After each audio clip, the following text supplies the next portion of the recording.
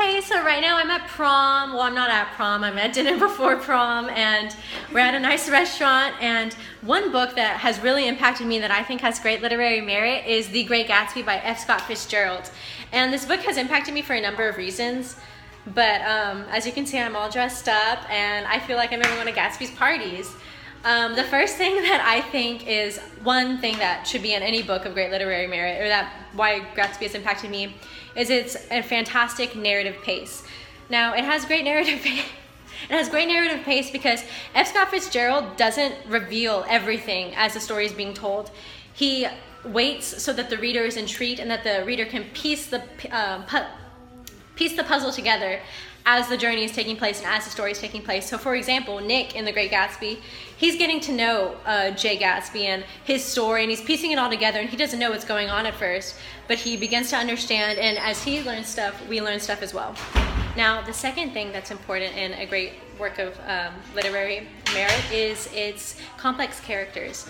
You, in The Great Gatsby, you don't know everything about Jay Gatsby. He's very mysterious, and he's like the black sheep, you think he's something amazing and he's very impressive, but you don't know him and you don't know his story, and so everybody around him thinks that they all have different ideas about him, but he's very complex. F. Scott Fitzgerald pieces the layers of his character on very carefully, and he makes it so that at each point in the book we learn just a little bit more about him and his character and how he contributes to the story.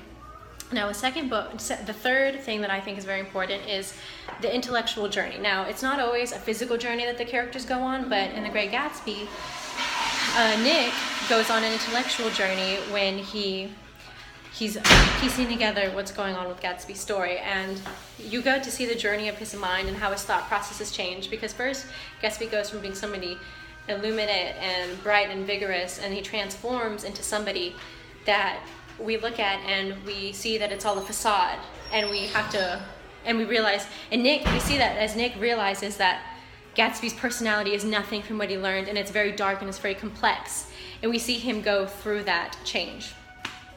Now, one quote from the book that I think is very important is by Daisy Buchanan, who is the subject of Jay Gatsby, which is another complex character that adds to the story's merit.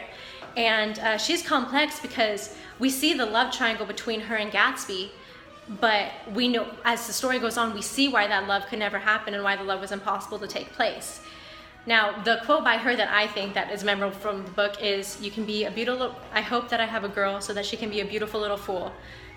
And that stood out to me and it impacted me, and I think it's important because in a world that's full of ugliness and hatred and standards and stereotypes, it's it'd be great if a little girl can just be ignorant and blissful and go through life without these constrictions of society and what holds you. And it's a great representative, and it's important that, we don't take life too seriously and with its constrictions. So that's why I like The Great Gatsby, and those are the things that I enjoy: complex characters, an intellectual journey, and great narrative pace. And thanks, Miss Nazlee. I enjoyed having you in class. Bye.